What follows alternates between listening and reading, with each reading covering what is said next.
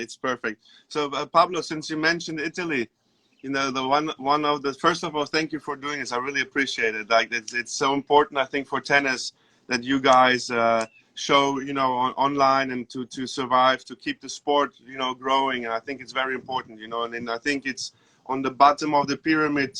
This is what you know, where everything comes from. So I think thank you again for doing this. All right. I'm very happy to be with you, and I always say that, as you said, no, I think it's very important to be beside, no, to try to take part, to make part of all the tennis industry, whatever it is. So I'm here very happy to answer all your questions. Thank you. So Pablo, you mentioned already Italy, so I skip forward a little bit. I do it a little bit differently. So I saw when you transitioned from junior years to become professional player, you played a lot of futures in Italy as well, and challengers. And I know it's okay. It's like it's gonna be. It's fine. So, yeah, looks like, I'm sorry, yeah, but I will answer. I'm sorry, no because I don't know where to put. So yeah. You were asking me about Italy. Yeah. Yeah, so you played a lot of, you know, a lot of players, they travel far away to China to get their points and everything, you know, and I saw you played mainly in Spain and Italy. And then I know personally when I played, I tried to become professional. I played a couple of tournaments in Spain, and the futures are just tough there, you know. So Spain and Italy, why Italy? Do you have any connections there or? No, but when I was starting, you mentioned I played my juniors, and I kept studying until I was 18. And when I was 18, then I became professional, and then I started with futures. I was around 1 and a half playing futures, and then I did well, and then I got to challengers. And at that time there were not so many challengers in Spain, so we had to travel around. And Italy was a country with lots of challengers. Almost every week there was a challenger, and that's how I discovered this country, and that's why I speak Italian. Because since I was 19, probably until I was 22, 23, I kept playing a lot of challengers here in Italy. And then I saw, and then in Spain, you know, I used to live in Spain. I used to live in Malaga. I used to live in Barcelona and in San Sebastian. So I saw you play the challenge in San Sebastian, and then it's just a beautiful, beautiful city there, huh? Very nice, very beautiful, very, not typical Spanish, but very, and the tennis club, you know, it's just beside the beach and the ocean, sea, the water. so it's very, very, very nice. Yeah. Yeah, I wasn't sure if it was like Suriola or Concha, like in the corner there. I remember exactly, that. That one, exactly. Some good times over there. So Pablo, how did you start playing? Like, did your parents, you know, like a lot of parents start the kids playing? How did you start? What was the reason? I started. No one in my family played tennis. Okay. But I started because my mom had a pet shop where my first coach, who was my coach until I was 18, went there as a client. Had a small dog, and that's he saw me playing around, and he saw me probably being with my mother and over there, and then he told my mother, then why not playing tennis for the guy, and that's how I started.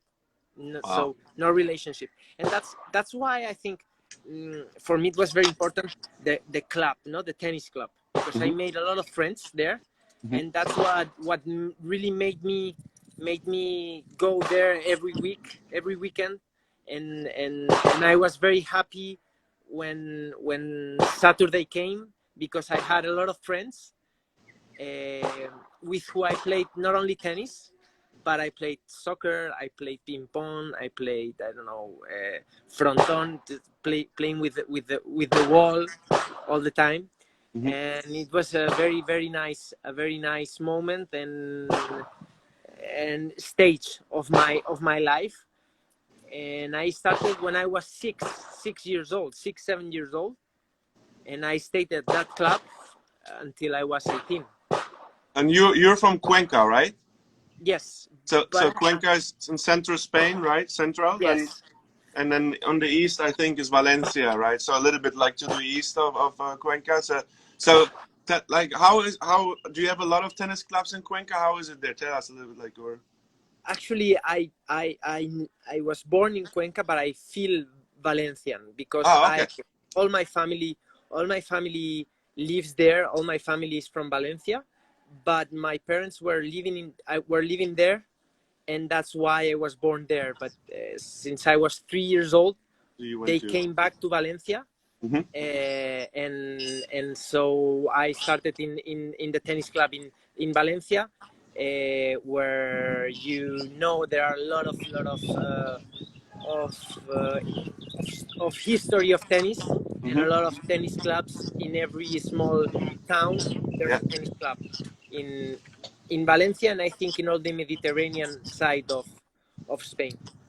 And then you mentioned earlier that you love to be in the club atmosphere. You know, like when you were younger and you had so many friends there. You know, and I think this is an important thing what we don't have or see so much anymore because the world is so busy, you know, and the kids are on the PlayStations and on the phones, you know, and I just wish, I think, you know, like this is so important. That's what I had too when I was younger.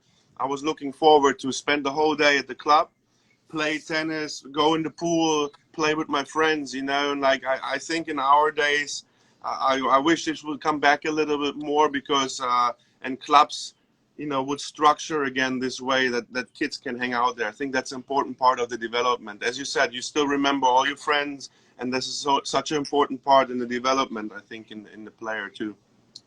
that that's exactly the same feeling I have. The same thing, that small tennis clubs are dying a little bit because there are a lot of other things to do, Yeah.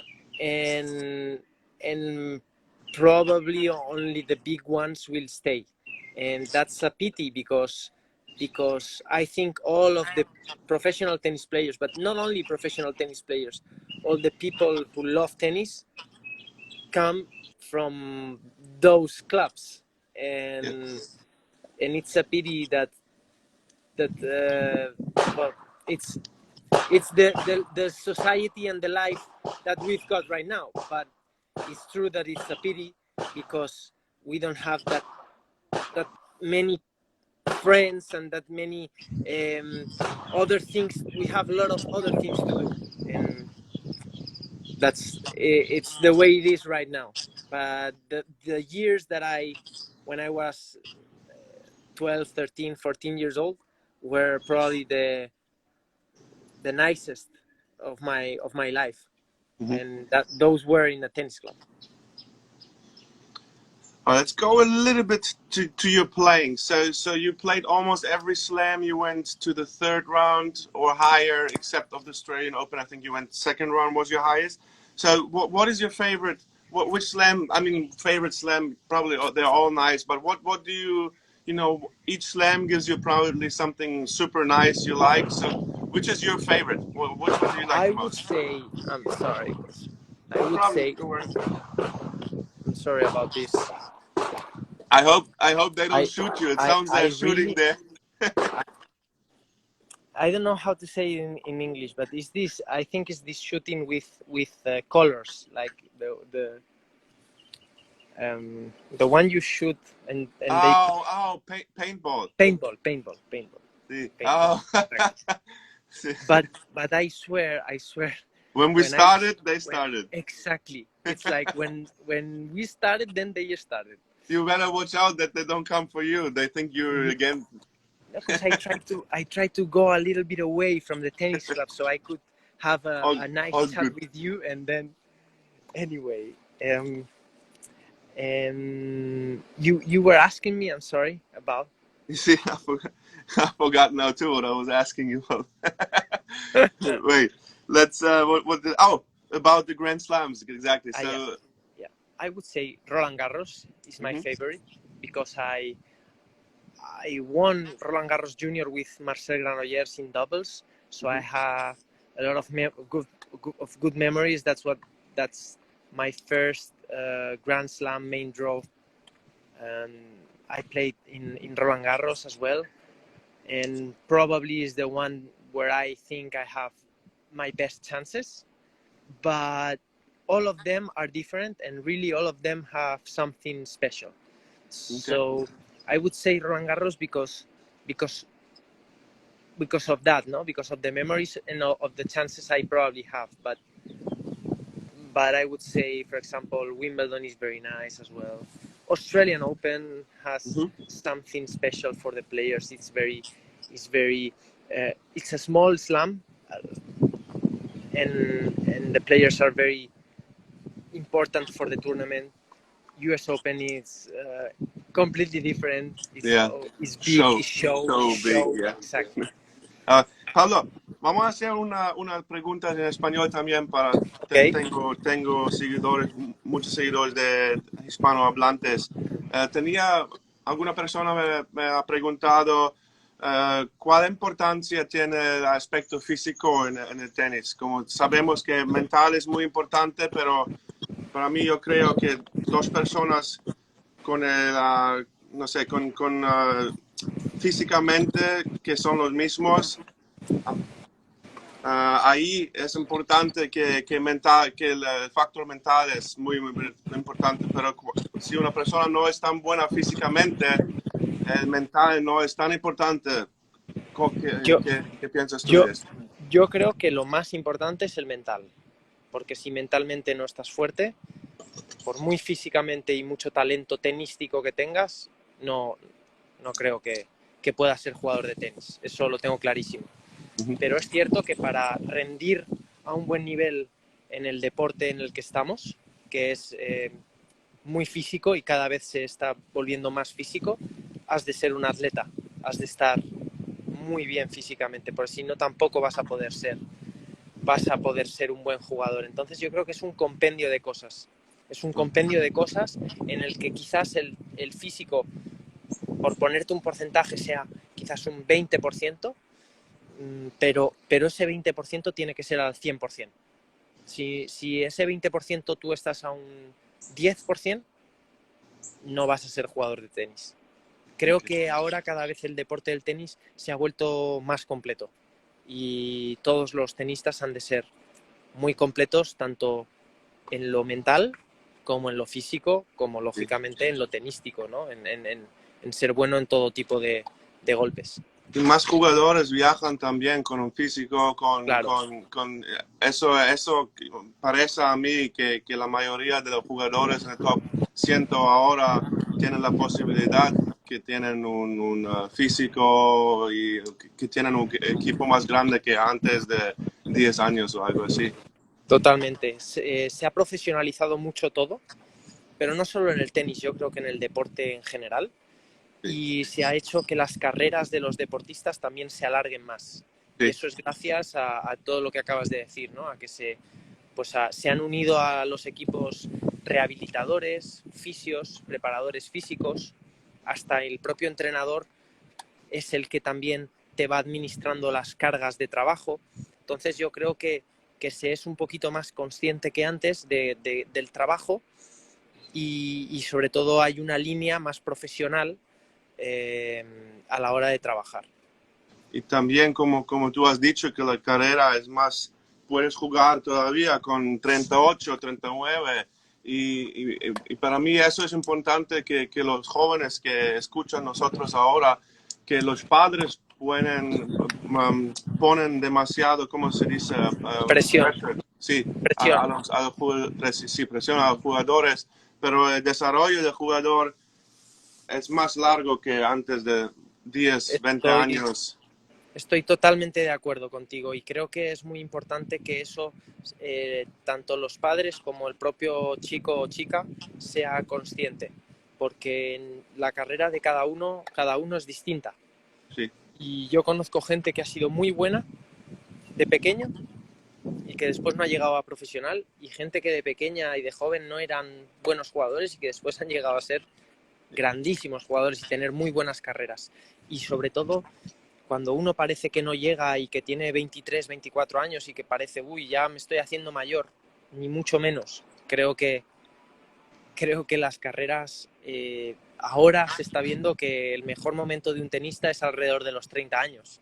Sí. Y te puedes ir a los 100 primeros y eso lo puedes ver los datos, ¿no? De que eso es así, con lo cual se ha de tener mucha calma y realmente seguir trabajando, porque al final, si trabajas, pues tienes éxito. Sí, yo creo que eso es lo más importante. Con mi amigo Dusan Lajovic, por ejemplo, con 25, 26, empezó a jugar muy bien, bastante bien. Pero yo creo que el dinero juega un gran papel de esto también, porque muchos jugadores no ganan demasiado y cuando tienen 22, 23 años, tienes que decir lo que quieres hacer. ¿Quieres continuar siguiendo tu sueño a ser top 100 o vas a trabajar o hacer algunas otras cosas? Sí, totalmente de acuerdo. Creo que el aspecto económico es muy importante, y lo bueno que hay ahora con respecto a cuando yo empezaba es que cada vez hay más torneos, con lo cual es más fácil que te toque algún torneo más cerca de casa. Si no tengas que coger un avión o no tengas que viajar fuera de tu país, que eso, los costes, digamos que los hace mucho más grandes. Y ahora el hecho de que cada vez haya más torneos, aunque esperemos, ya vamos a ver después del coronavirus, a ver, va a ser un problema, bueno, pues eso hace que un poco los jugadores lo pasen un poquito menos mal, pero lógicamente la inversión económica es grande. Sí. Vamos a cambiar a inglés de nuevo. Vale. 2017-18. So you had tough years with your wrist, I think it was, right? Surgeries on your elbow surgeries. So what, in those times, like I know, like Janko Tipsarevic, for example, he had a lot of Janko had a lot of problems with his foot. I know the guys from Serbia and Croatia very well. What kept you going through all the time? I know you had like 2 surgeries, and then you said on the third one, if it doesn't work, I might quit. And so what kept you believing and and recovering like after the third surgery? Well, I think 2 things mostly. First thing, I would say I wanted to finish my career the way I wanted, which is very important. Yeah. At least say to myself, I've done everything I could, and I cannot regret anything. And that was very important for me. And second, a lot of nice things happened in my life. My first child was born. I married my wife. I started having more time than I did with my friends, with my family. And that probably gave me a little bit of relativity of the things, which I think is very important, because when you are in the circuit traveling around, you have the pressure of tennis every week, and you don't see a lot of things that happens in your life, but that are very, very, very, very important.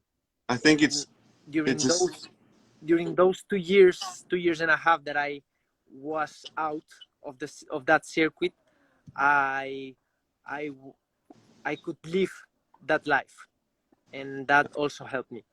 I think in a little way as well, when Corona came, a lot of people that stayed home during the time, they just realized how much they work, and how, in work life as well, how much they don't see family. And as you said, like there are more important things in life, than tennis or other things. And then I think if you find yourself in that process, then you can get a lot of energy and a new spirit to go forward. I think it's I totally agree. I think it's priorities. prioritize, and sometimes these injuries can be positive in that way, and in my way it was. Nice. Now it's wonderful to see you like competing. And last year, talking about 2019 fourth round of the US Open, you beat like Edmund, you beat Bublik, and then you played Monfils in the fourth round. So what a lot of players, when they don't put pressure on themselves, they just go in the tournament and say, I see what's going to happen. Like how did you enter the US Open? That's always interesting, because most of the biggest success, the players I talked to, they said, look, I just went there and I went easy going, and then No boom. pressure. And yeah. Well, I was, as you said, no, it was more or less like that. No pressure at all. Not the best surface for me. I was practicing good. I was playing good, and as you said, no pressure.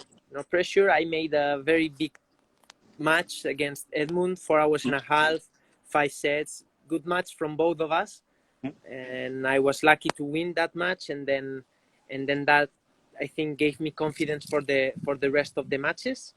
And a big surprise, and very, very happy for me and for the people that surrounded me. Yes. To achieve something like that after my surgery, of course. Yeah. I would say during the end of my career, because it's true, every year that goes through is 1 year less, and probably the end is close. Closer. Is like closer. It's el invierno. The winter is coming. Exactly. Yeah. But in that way, is something. It's like a souvenir for me that I will remember always. The rest of your life. Yes, completely. Definitely. And so, Pablo, just going a tiny bit into game mode. So when you play a guy like Monfils, we all know he's so athletic, right? And he was playing really good last year. So when you go and enter, what is your game plan against a guy like Monfils? Like what was your strategy, if you don't mind, like maybe sharing a little bit, like what? Well, I can share, but it didn't work. So if somebody that is listening plays Monfils, please don't play the same tactic as I did. No, I tried to be aggressive. Try to come to the net, because sometimes he's playing far away from the baseline. And if you come to the net, most of the times you will get the point.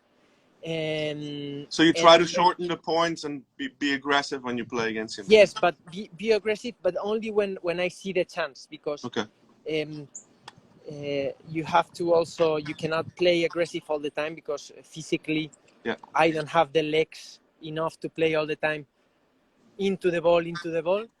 So try to be aggressive as much as I could and come to the net. I think that's the most important, because sometimes to play a guy like that defends so many balls and that is so fast, if you are all the time aggressive, but you don't find the shot, you become a little bit, you don't see the space anymore, and the court gets a little bit smaller and smaller.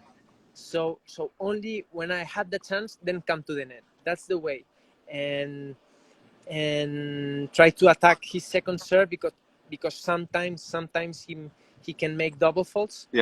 And that's the way I tried. But as I said, it didn't really work. He played an amazing match. He played tremendously good, like this. He made no mistakes, and he really was much better than me. Nice. It's always nice to hear inside of that. And then, all right, two more things, Pablo. I ask the guys and the girls too, if they have anything they like to do, like a favorite drill or exercise. Like Carlos Moya, for example, they like to throw the frisbee as a warm up, on the court, and then other players have other things they like to do on court. Do you have anything you do maybe on a daily routine, or any drills or anything?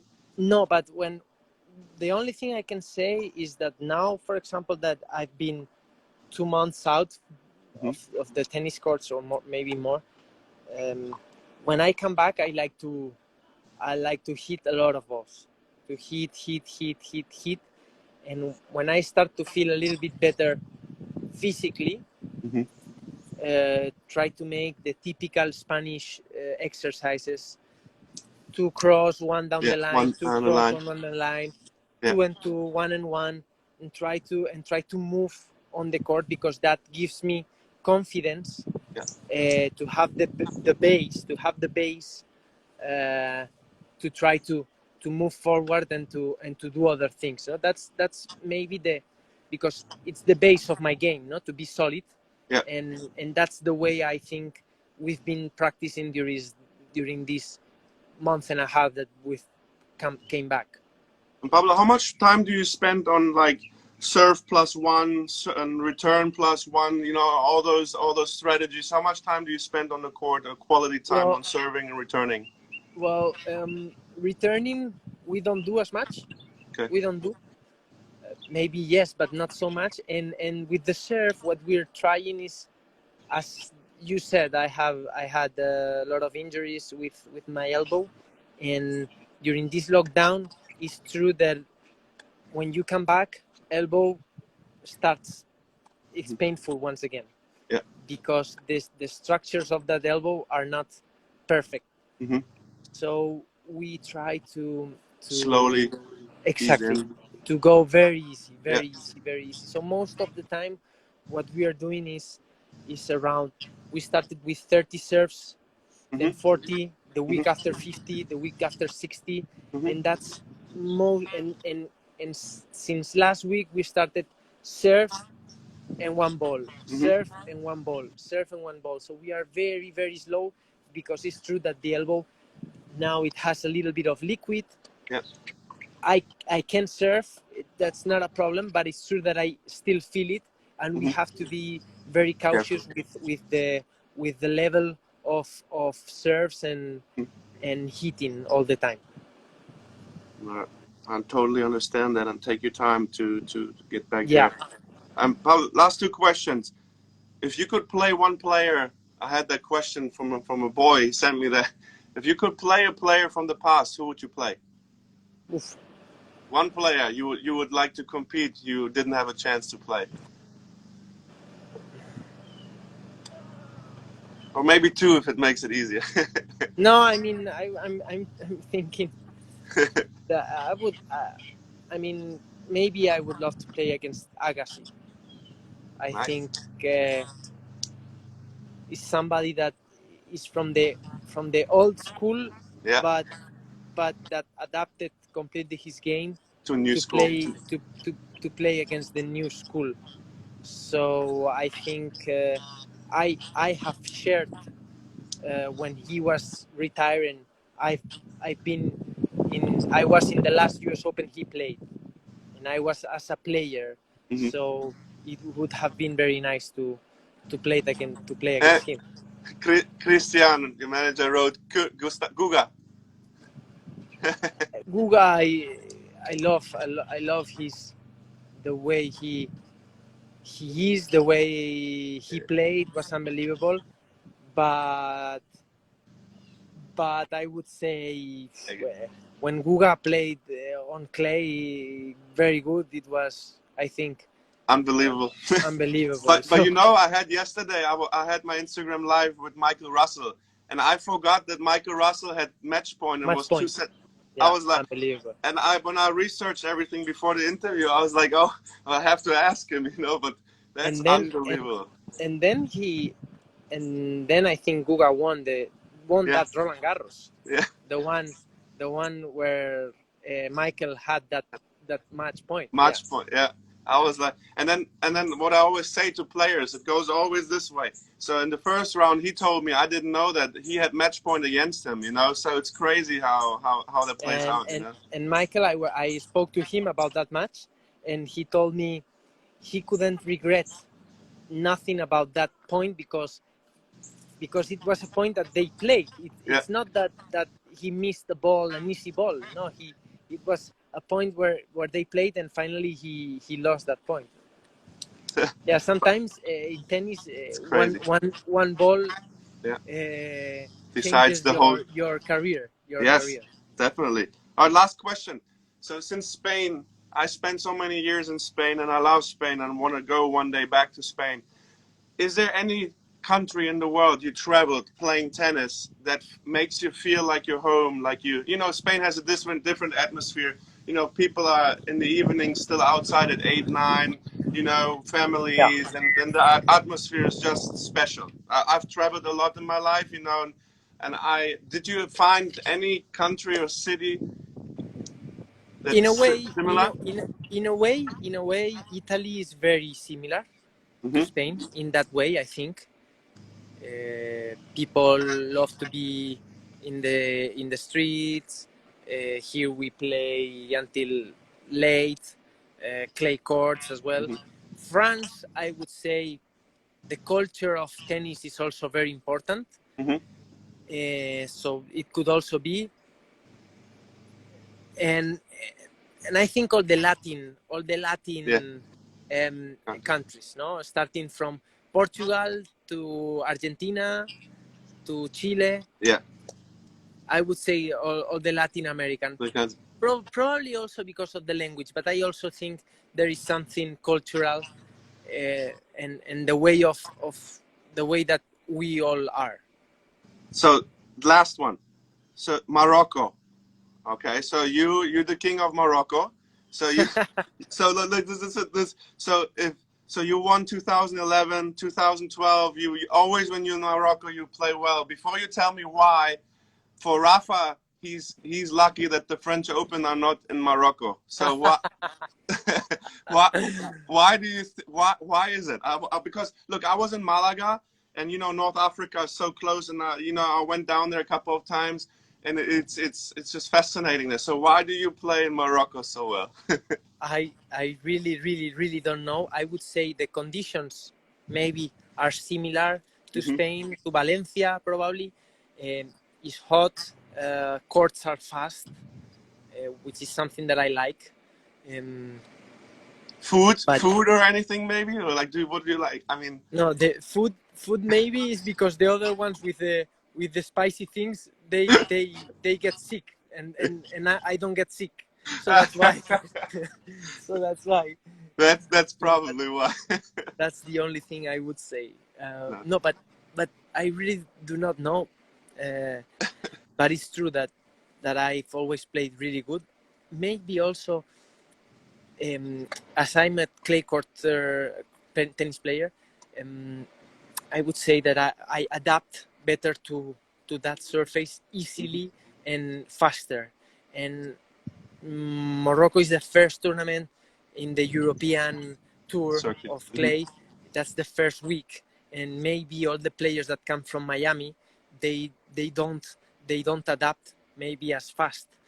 But that's the only really reason that I find it's very difficult to No, know. when I was looking at it, I was like, man, like he has a better winning rock record in Morocco than almost Rafa has in the French Open. No, no, No, no. but no, I was just so, but like, no, it's nice to see that, and you know, it's always, it's too like, you know, those placebo pills you take, they don't have anything in there, but you think they help you. I think when you go there, you It's know the same. automatically you Something play good there. special, something special, and there's something special, Yeah.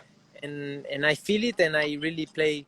I'm very happy that every time is pretty successful. So Pablo, I can't thank you enough. Look, most of the players I knew that I interviewed, and I just contacted your manager, and he was so nice, and you guys were so nice to reply. I wanted to thank you so much. Like that means a lot to me, and I know there are a lot of kids that are listening in the future when we post this, and it means a lot to me. So thank you so much that you took your time. I know you're training a lot, and you're very busy, and you have family. It means a lot to me. Thank you so much that you did this, Pablo. It's been a pleasure, and as I said, to answer your questions, it's very nice, and I hope we see each other in a tennis tournament. Yeah, I hope. As I said, when you come to the US, when it opens up again, and Zumur and Lau, which all the guys plays, I try to go and visit, and then hopefully I meet your manager and you, and I wish you all the best for your elbow. Take it slow, and then I wish you